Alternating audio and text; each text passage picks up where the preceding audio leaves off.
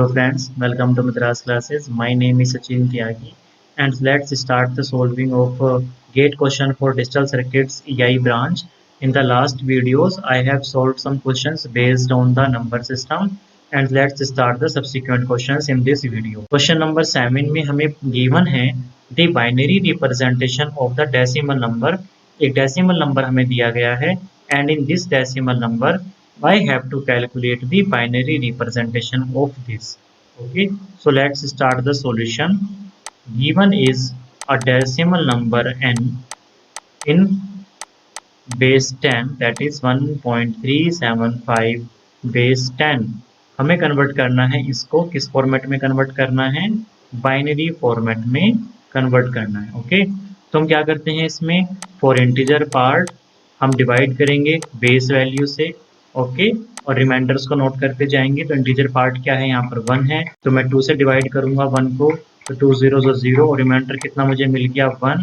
ठीक है, फिर हम टॉप टू बॉटम चलते हैं. जैसे ही मुझे क्वेश्चन 0 मिलता है वहीं पे मैं स्टॉप हो जाता हूँ. This is my question. Okay, तो जहाँ पर भी मुझे क्वेश्चन मिलेगा 0 वहीं पर मैं क्या करूंगा, स्टॉप करूंगा अपना मेथड. तो मुझे यहाँ पर जो आंसर मिला integer part is basically 1. Okay, binary मुझे वैल्यू 1 मिल गई. फॉर फ्रैक्शनल पार्ट के लिए देख लेते हैं. फॉर फ्रैक्शनल पार्ट है मेरे पास 0.375. ठीक है, this is my fractional part. तो मैं इसमें क्या करूंगा, मैं मल्टीप्लाइड बाई 2 करूंगा. तो मल्टीप्लाई बाई 2 करने के बाद जो मुझे आंसर आएगा वहां से मैं इंटीजर पार्ट को अलग करता जाऊंगा और फ्रैक्शनल पार्ट को अलग करता जाऊंगा. जैसे मैंने फर्स्ट टाइम मल्टीप्लाई किया मुझे मिला 0.750. ठीक है, तो यहाँ पर इंटीजर पार्ट क्या है 0. ओके, और फ्रैक्शनल पार्ट क्या है 0.750. तो इस फ्रैक्शनल पार्ट में फिर से मल्टीप्लाई करता हूँ 0.750. इसकी मैंने मल्टीप्लाई फिर से 2 से की तो मुझे कितना मिल जाएगा इस बार 1.5.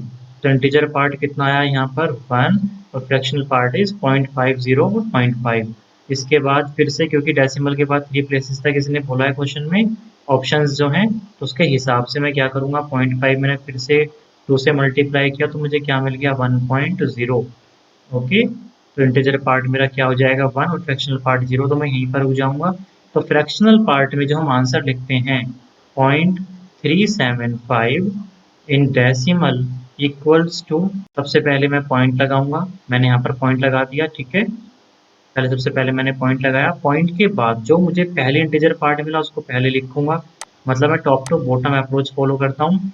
तो पॉइंट के बाद सबसे पहले इंटीजर पार्ट 0 मुझे मिला, इसके बाद मुझे 1 मिला, फिर मुझे 1 मिला. ओके, तो ये वैल्यू तो हो गई मेरी 0.375 के लिए. तो मैं दोनों को अगर अब कंबाइन करता हूँ तो कंबाइन करने के बाद देखते हैं. तो गिवन नंबर यहाँ पर मेरे पास था 1.375 बेस 10.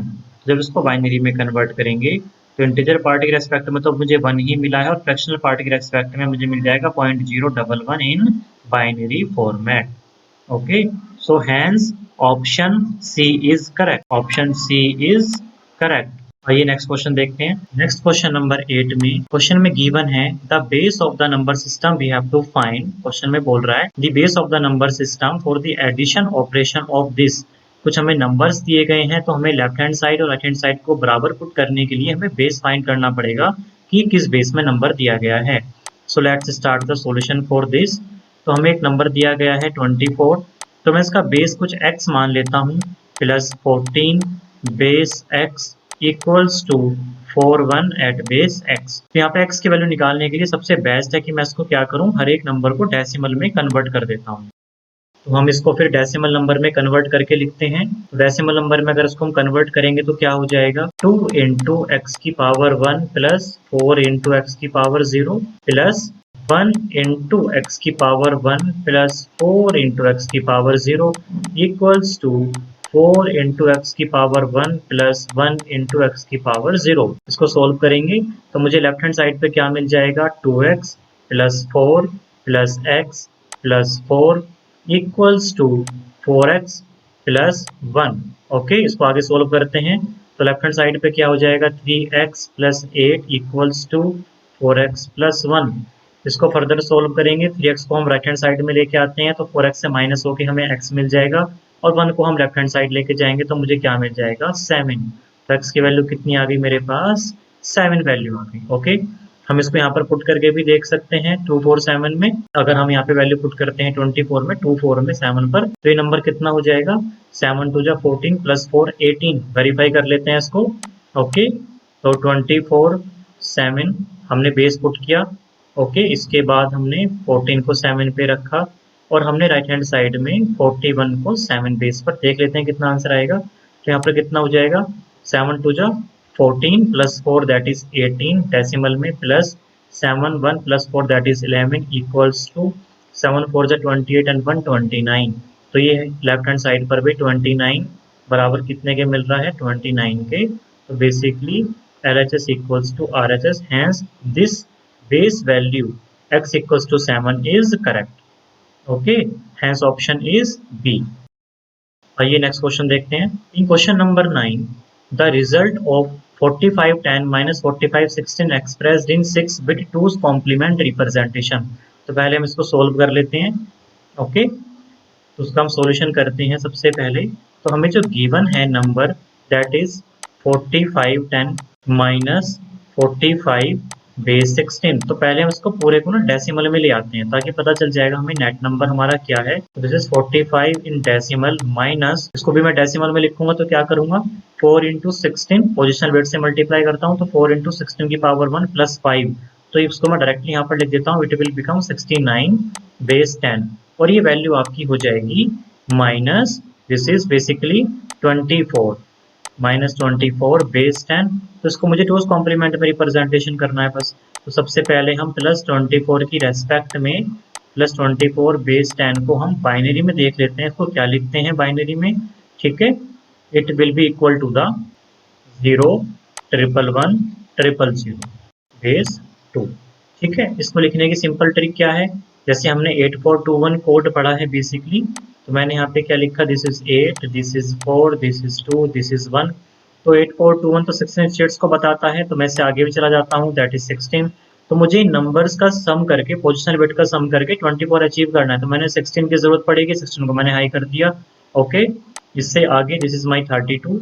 ओके, क्योंकि क्वेश्चन में 6 बिट में बोला गया है, तो 16 को मैंने 1 किया, 8 को मैंने 1 किया, कितना हो जाता है मेरा 24, और जो नंबर मैंने यूज नहीं किया उनको मैं 0 कर देता हूँ। तो ये एक शॉर्ट ट्रिक है अपने नंबर को डायरेक्टली बाइनरी में लिखने की। ठीक है, फिर प्लस 24 का बन गया। अब मुझे क्या करना है, मुझे माइनस 24 बेस 10 के इक्विवेलेंट रिप्रेजेंटेशन लिखनी है यूजिंग टूज कॉम्प्लीमेंट। ओके, तो इस नंबर का, गिवन नंबर का मैं क्या करूंगा, टूज कॉम्प्लीमेंट ले लेता हूँ। तो मैं राइट हैंड साइड से LSB साइड से पहला 1 सर्च करूंगा, तो 0 मैंने एज इट इज लिखा, नेक्स्ट 0 भी एज इट इज लिखा, फिर 0 एज इट इज लिखा, फिर मुझे पहला 1 मिला, उसको तो मैंने एज इट इज लिखा, और 1 से जो आगे के नंबर होंगे टुवर्ड्स लेफ्ट हैंड साइड या टुवर्ड्स MSB, उनको मैं क्या कर दूंगा, इन्वर्ट कर दूंगा। तो 1 का 0 हुआ और 0 का 1 हुआ, तो answer is 101 000, hence option C is correct, 101 000। Next question देखते हैं। In question number 10 the representation of the decimal number, एक डेसिमल नंबर दिया गया है, let suppose n equals to 27.625 base 10, और इसको मुझे कन्वर्ट करके लिखना है बाइनरी में। ठीक है, तो बाइनरी में कन्वर्ट करने के लिए लेट्स स्टार्ट द सॉल्यूशन। सबसे पहले हम क्या करेंगे, इंटीजर पार्ट को कवर करेंगे। ठीक है, तो मैं 27.625 जो कि मेरा नंबर है डेसिमल में, मैं इसको पहले ब्रेक कर लेता हूँ इंटीजर पार्ट में, दिस इज माई 2710 प्लस मैं इसको लिख सकता हूँ 0.625 और 10 में। ठीक है, तो पहले मैं इंटीजर पार्ट के लिए करता हूँ, जैसे कि हम पहले कर चुके हैं। इंटीजर पार्ट में हम क्या करते हैं, नंबर को हम बेस वैल्यू से डिवाइड करते हुए चलते हैं, और जो भी रिमाइंडर्स आते हैं उनको हम बॉटम टू टॉप लिखते हैं। ओके, तो 2 से डिवाइड करेंगे तो कितना मिल जाएगा, 2 1 2, 2 3 6, रिमाइंडर इज 1।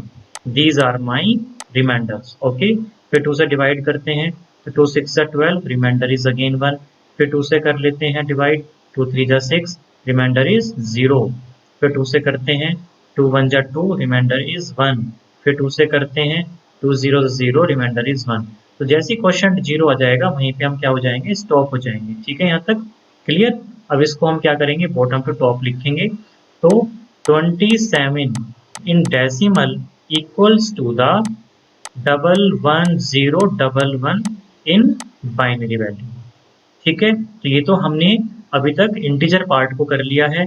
तो यहाँ से अगर हम ऑप्शंस देखें अपने 111011 में, तो ऑप्शन ए और सी में से कुछ आएगा, ठीक है। बी और डी तो एलिमिनेट हो जाते हैं क्योंकि वो इंटीजर पार्ट पे मैच नहीं कर रहा है। अब हम फ्रैक्शनल पार्ट के लिए देख लेते हैं, ठीक है। For fractional